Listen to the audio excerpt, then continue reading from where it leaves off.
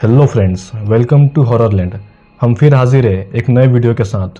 तो अगर आप नए व्यूवर हैं तो जल्दी से इस चैनल को सब्सक्राइब कर लीजिए और पूरे वीडियो का मजा लें। आज हम जिस मूवी का एक्सप्लेनेशन करने वाले हैं उसका नाम है मुसल्लत पार्ट 1, जो कि 2007 में टर्की में रिलीज हुई थी, जो कि टर्की की हाईएस्ट ग्रॉसिंग मूवीज में से एक है। इसे अल्पर मेत्स्की ने डायरेक्ट किया है, जो कि सिज्जिन मूवी सीरीज के डायरेक्टर भी रह चुके हैं। इस मूवी का पार्ट 2 भी 2011 में रिलीज हो चुका है, और अगर आप चाहते हैं कि मैं इसे भी एक्सप्लेन करूं तो आपको कमेंट बॉक्स में बताना होगा। ये मूवी एक हॉरर लव स्टोरी मूवी है और मूवी के एंड में कई सारे राज खुलते हैं, तो वीडियो को एंड तक जरूर देखिएगा।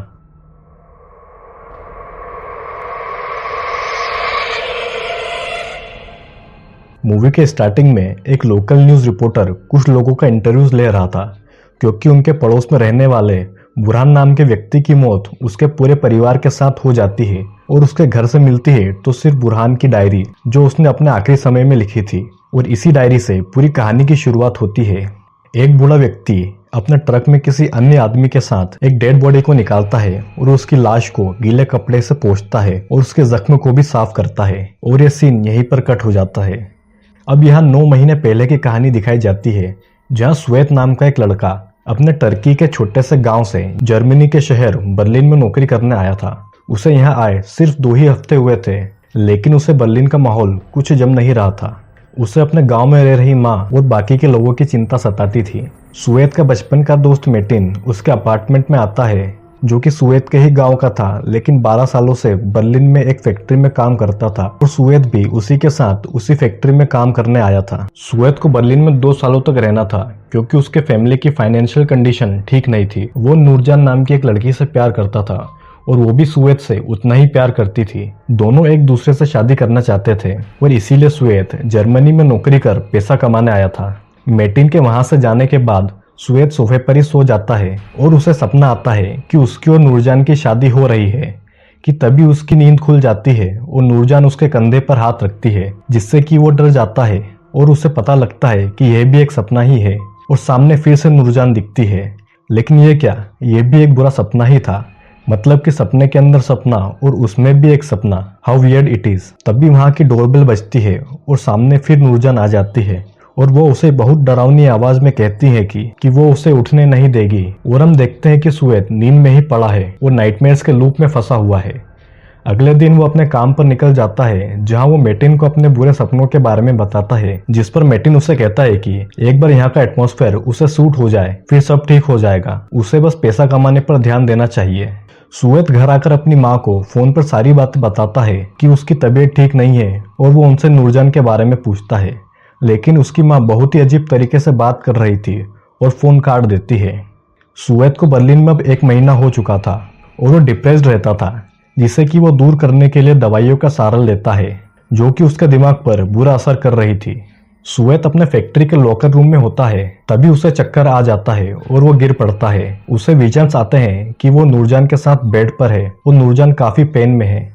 तभी मेटिन और बाकी के वर्कर्स वहां आ जाते हैं और स्वेत को संभालते हैं, और रात होते ही स्वेत फैक्ट्री से सीधा अपने अपार्टमेंट आता है, और वो काफी स्ट्रेस्ड दिख रहा था कि अचानक उसके सिर में जोरों से दर्द होता है, जो कि असहनीय था। वो अपनी टैबलेट्स खाता है और उन्हें निगलने के लिए किचन में पानी ढूंढता है, लेकिन अनफॉर्चुनेटली वहां एक बूंद भी पानी नहीं था। स्वेत बाथरूम का टैप ऑन करता है और देखता है कि नूरजान कोने में बैठी है, जिसे देखकर वो डर जाता है और जमीन पर गिर जाता है, और नूरजान उसे पकड़कर टैबलेट्स उसके मुंह में डालती है और अरबी भाषा में कुछ बोलती है, और जैसे तैसे वो रात निकलती है। अब तक स्वेत को बर्लिन में लगभग 5 महीने हो चुके थे। उसकी प्रॉब्लम का सॉल्यूशन नहीं हो पा रहा था। वो मेटिन से कुछ पैसे उधार मांगता है, जिससे कि वो वापस अपने गांव जा सके, लेकिन मेटिन उससे कहता है कि वो नूरजान को भूल जाए और बर्लिन में ही कोई लड़की को पटा ले। मेटिन स्वेत को टैक्सी से उसके अपार्टमेंट भेजता है और खुद कुछ लड़कियों के साथ वहां पहुंच जाता है।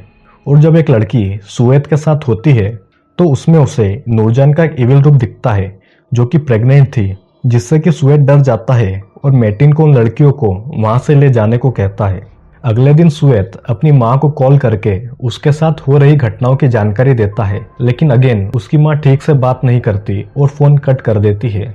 जब स्वेत फैक्ट्री जाता है तो मेटिन उसे बताता है कि बॉस ने उसकी परफॉर्मेंस देखकर उसकी सैलरी बढ़ा दी है और उसे वापस टर्की जाने की कोई जरूरत नहीं है।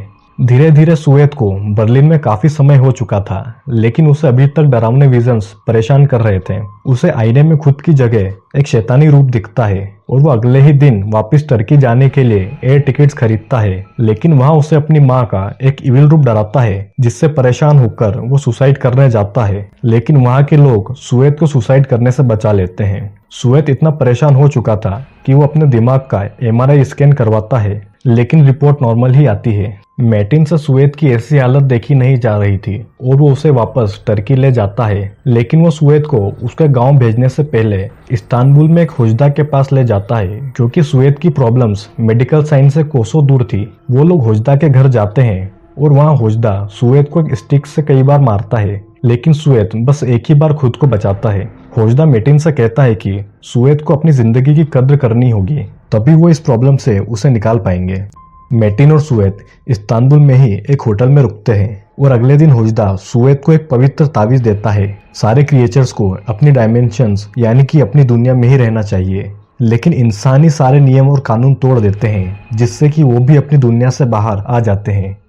और कोई इविल शक्ति यहाँ पर हुजदा और सुवेद की बातें सुन रही थी, जिसका हमारी यानी कि इंसानी दुनिया से कोई लेना देना नहीं था। मैटिन हुजदा से सुवेद के ठीक होने के बारे में पूछता है, लेकिन हुजदा ठीक से कुछ नहीं बताते कि प्रॉब्लम की असल जड़ क्या है। तीसरे दिन वो फिर हुजदा के पास आते हैं और हुजदा अपने घर पर एक बड़े से पानी के वेसल में एक बच्चे को खड़ा करता है, जिससे कि उसे विजन्स आने लगते हैं। और वो अरबी भाषा में हुजदा को बताता है कि उसने एक बाथ हाउस में एक लड़की को देखा है जो कि प्रेग्नेंट है, और हुजदा उसे वहीं रोक देता है। सबके जाने के बाद हुजदा अपने बेटे से बात करता है। मरीद या फिर इफरित नाम के जिन्न ने अवामीर का यूज सुवेद पर किया है, जो कि काफी खतरनाक होता है, जिसमें पूरे परिवार की जानें जाती हैं। यह कहकर हुजदा प्रेयर करने चला जाता है।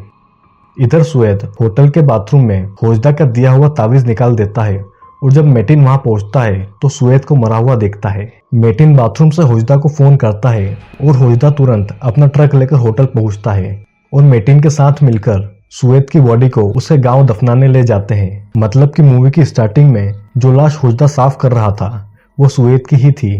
वो मैटिन के साथ सुवेद के गांव आते हैं, जहां मैटिन ट्रक से वापस चला जाता है और हुजदा वहीं रुककर सुवेद की लाश को दफना रहा था।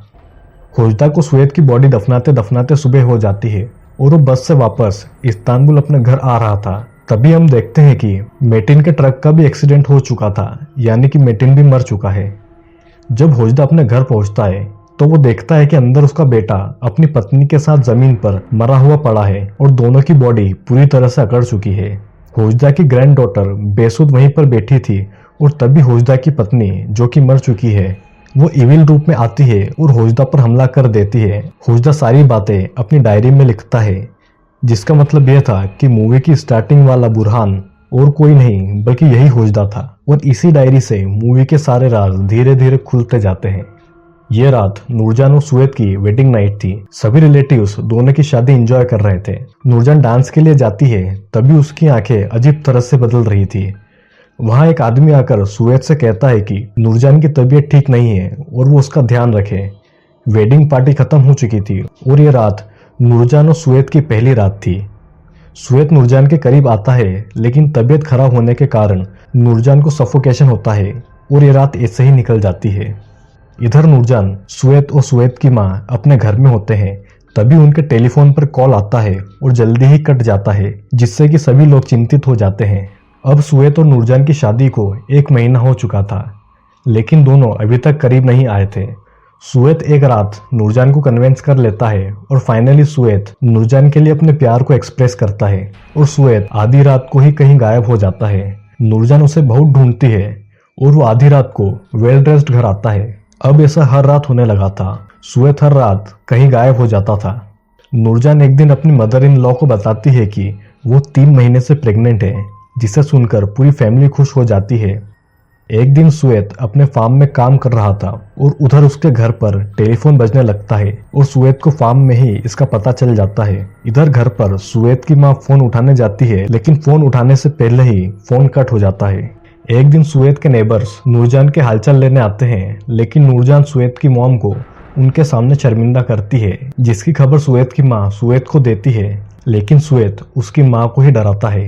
अब नूरजान की प्रेगनेंसी को काफी टाइम हो चुका था और रात में उससे अचानक लेबर पेन होता है और गांव में होने के कारण श्वेत उसे हॉस्पिटल न ले जाकर बुजुर्ग महिलाओं को बुलाता है जो कि उसकी डिलीवरी कराने वाली थी।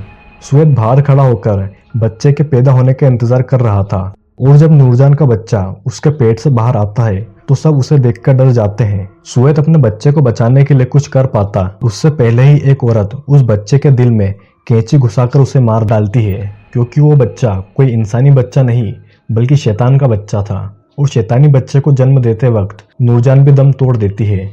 यह देखकर श्वेत जोर से चिल्लाता है और अपने असली रूप में आता है जो कि श्वेत नहीं बल्कि एक जिन्न था। और वो जिन्न श्वेत के पास आता है जो कि इस वक्त उस होटल की बाथरूम में था जिसमें कि मैटिन और श्वेत रुके हुए थे। वो श्वेत के पास आकर कहता है कि उसका बच्चा और उसका प्यार नहीं मारा जाता अगर श्वेत भी नूरजान से प्यार नहीं करता, और वह जिन्न श्वेत को वहीं मार डालता है। और यहीं से मूवी के सारे राज खुलते हैं। जब नूरजान 16 या 17 साल की टीनेज थी तब उसे एक जहरीले सांप ने काट लिया था, लेकिन एक जिन्न उसे बचा लेता है और उस जिन्न को नूरजान से प्यार हो जाता है जो कि कुदरत के नियमों के बिल्कुल खिलाफ था। कोई जिन्न किसी इंसान के प्यार में कैसे पड़ सकता है, लेकिन वो कई सालों से उसे चुपचाप प्यार करता रहा और एक समय ऐसा आया कि नूरजान को श्वेत से प्यार हो गया और बात दोनों की शादी तक आ गई। वो जिन्न नूरजान को किसी और की होता नहीं देख सकता था, इसीलिए वो खुद श्वेत का रूप लेकर नूरजान से शादी कर लेता है। और श्वेत तो पैसा कमाने के लिए जर्मनी में था ताकि वो नूरजान से शादी कर सके, लेकिन उसे क्या पता था उस जिन्न ने श्वेत बनकर नूरजान से पहले ही शादी कर ली है। मतलब कि होता यह है कि जब श्वेत बर्लिन में था और उसे बुरे विजन्स आ रहे थे तब वो जिन्न श्वेत का रूप लेकर श्वेत के गांव आया और उसने नूरजान से शादी कर ली। जब जब श्वेत को विजन्स आ रहे थे जैसे कि उसकी नूरजान से शादी होना, उसका नूरजान के साथ बेड पर होना और नूरजान का प्रेग्नेंट होना, तब वो सारी चीजें वही जिन्न नूरजान के साथ कर रहा था। उस जिन्न ने मैटिन पर भी स्पेल किया हुआ था और इसीलिए मैटिन श्वेत को बर्लिन में रोके हुए था। और इतना ही नहीं, जब भी मूवी में श्वेत अपनी माँ को कॉल करता था तब दूसरी तरफ कॉल कट हो जाता था, लेकिन श्वेत की बात अपनी माँ से होती थी जो कि वो जिन्न करता था। इस पूरी मूवी में श्वेत का बर्लिन वाला टाइम और जिन्न वाले श्वेत का अपने गांव में नूरजान वाला टाइम एक साथ पैरेलल चल रहा था। मतलब इधर जिन्न वाला श्वेत अपने गांव वाले घर था, जबकि असली श्वेत तो बेचारा नूरजान की शादी के सपने देख रहा था। वो जिन्न इतना ताकतवर था कि उसने श्वेत की मदद करने वाले सभी लोगों को मार डाला और यहाँ तक कि होजदा की फैमिली और होजदा को भी नहीं छोड़ा। होजदा मरते मरते अपनी डायरी में लिखता है कि प्यार करना गलत नहीं है, लेकिन अपनी सीमाओं में रहकर। इधर नूरजान और श्वेत की वेडिंग की फोटो में श्वेत की आंखें बदलने लगती है और मूवी खत्म हो जाती है। तो आज के वीडियो में सिर्फ इतना ही। वीडियो अगर अच्छा लगा हो तो लाइक और सब्सक्राइब जरूर करें, क्योंकि और भी वीडियोस आने वाली है।